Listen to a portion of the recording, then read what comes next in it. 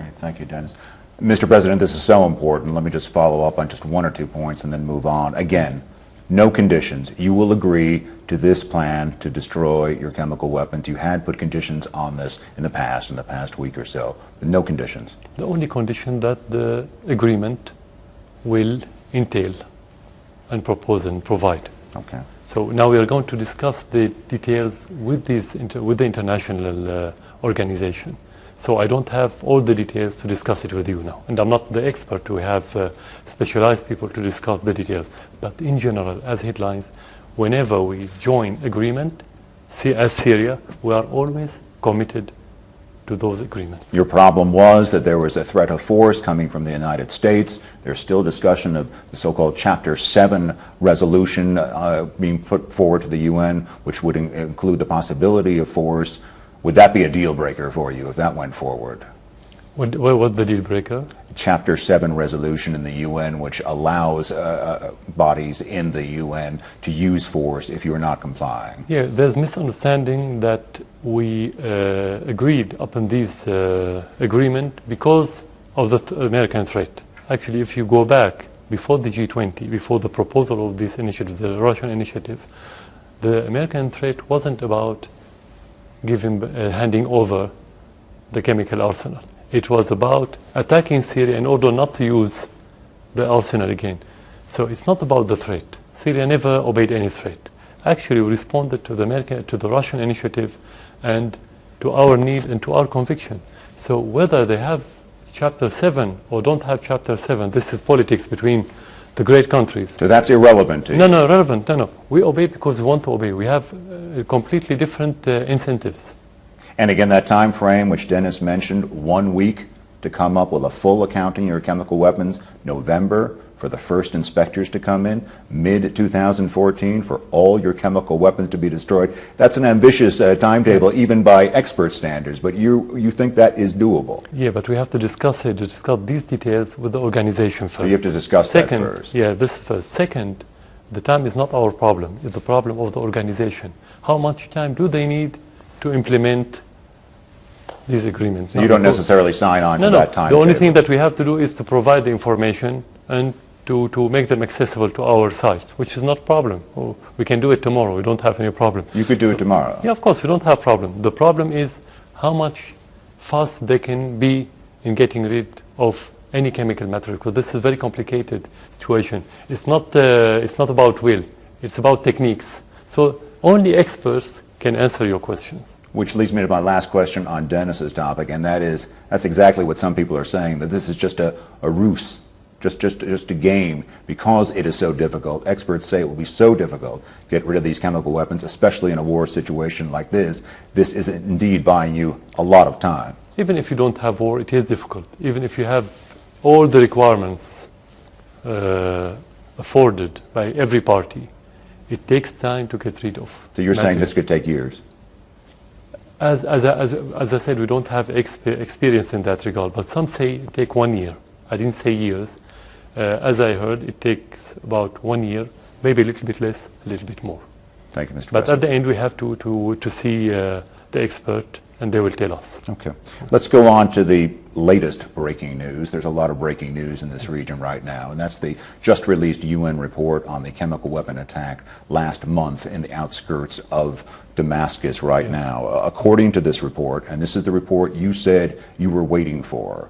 You said you didn't want to hear the U.S., you didn't want to hear UK, you didn't want to hear France, you want the UN to speak. And they have spoken, and they have said, and I quote, "There is clear and convincing evidence that the nerve gas sarin has been used."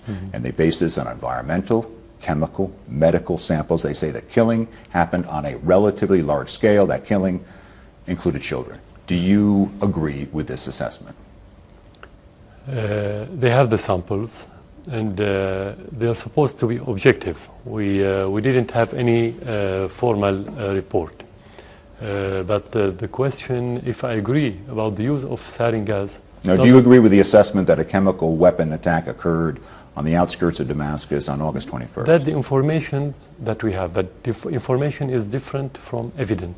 It's different? Yeah, it's different. So you disagree with the UN report? No, I don't disagree. You have to wait till you have evidence. You can agree and disagree when you have the evidence. You should They have the evidence. They've interviewed 40, 50 people on the ground. Yeah, we have to discuss the evidence with them. We have to discuss it with them because they are going back. They haven't finished their mission yet. They are going back, and we have to discuss it with them. We have to see the details.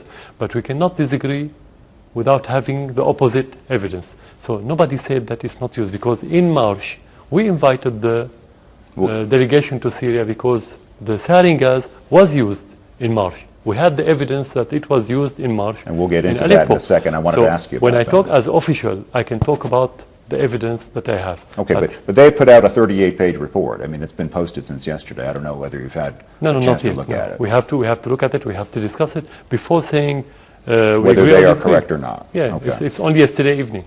Let's go hypothetical then. UN Secretary General Ban Ki-moon has said that this is, in fact, a war crime, that it is despicable, that it is a grave violation of international law. If that event happened, as they are saying it did happen, would it be despicable? Would it be a violation of international law? That's self-evident, of course. Self-evident? Of course, that's self-evident. It is despicable? It's a crime. Because I'm sure you have seen the videos that we have seen of the child gagging on the ground, of the people no one has verified the floor. The credibility of the videos and the pictures. Exactly. No one verified.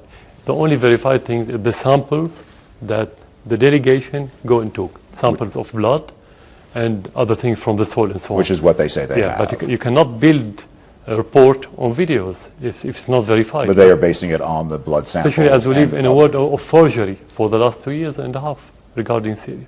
You have a lot of forgery on the internet. Now there's a last key element to this UN report. And while the UN inspectors did not lay blame, that is, they did not place culpability for the attack, there are many experts interpreting this report, some that I've spoken to in the last 12 hours, that frankly say this attack looks firmly like an attack coming from your government, from the Syrian government. They point to a few things. They say it was a large amount of gas, sarin gas, maybe as much as a ton. The rebels could not have had that. They say the type of rocket, an M14 artillery, a 330 millimeter, never used by the rebels before, that they needed large vehicles to send these rockets up. The rebels don't have that. And maybe most importantly, they point to the trajectory of the rockets. They say that they were able to trace the rockets back from the impact point to where they came from. And in 2 different occasions, this is according to the UN, they say that the start point was Quezon Mountain, the headquarters of the Republican Guard. What do you say to that? Everything you mentioned is part of the report. Excuse me, sir? Everything you mentioned, all these points, are part of the report. These points are all part of the report.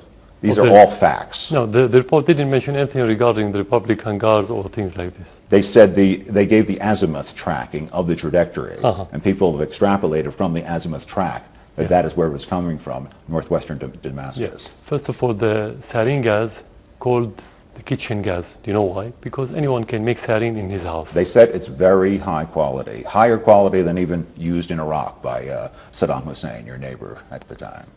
First of all, any rebel can make sarin. Second, we know that all those rebels are supported by governments. So any government that would have such chemical material can hand it over to those. The experts say that they've tracked nothing like this. It's a ton of sarin gas. It is launchers, it is rockets, it's a whole fleet, which happen to be, from time to time, those kinds of armaments, those kind of munitions happen to be in your bases. No. This is realistically cannot be possible. You cannot use the sarin beside your troops. This is first. Second, you don't use WMD while you're advancing. You're not being defeated, you're not retreating. The whole situation was in favor of the army.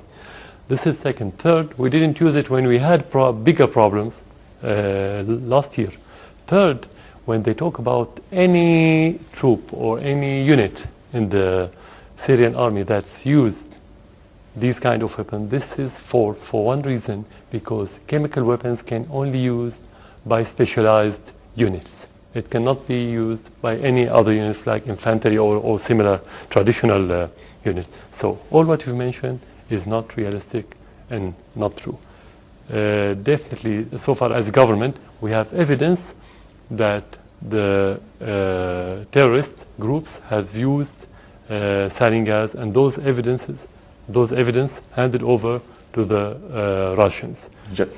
This is first. Second, the Russian satellites, since the beginning of these allegations at the 21st of August, they said that they have information through their satellites that the rocket launched from another area. So why to ignore this point of view? So the whole story doesn't even hold together. It's not realistic. So no, we didn't. In one word, we didn't use any chemical weapons in the Ghouta, because if you want to use it, you would harm your troops. You would have harmed the tens of thousands of civilians living in Damascus. Just to conclude this portion, Mr. President, will you allow more investigation? Will you allow UN investigators to come in, maybe to further investigate this attack? As you say, other attacks, there's something like 14 different attacks where accusations are being made on both sides, and even a UN team to decide on the culpability, the blame for this attack. You will allow those UN teams to come in? We invited them to come to Syria first in March, and we've been asking them to come back to Syria to continue their investigations, because we have more places to be investigated. The United States is the one who made pressure for them to leave recently before they finish their missions. When we invited the delegation, we wanted this delegation to have full authority to investigate everything, not only the use of the sarin or the gas or the chemical weapons, but to investigate everything about who did it and how. But the United States make pressure in order to keep it only by was it used or not. Why? Because I think the United States administration thought that if they are going to investigate who and how, they're going to reach the conclusions that the rebels or the terrorists have used it, and not vice versa. Thank you, Mr. President.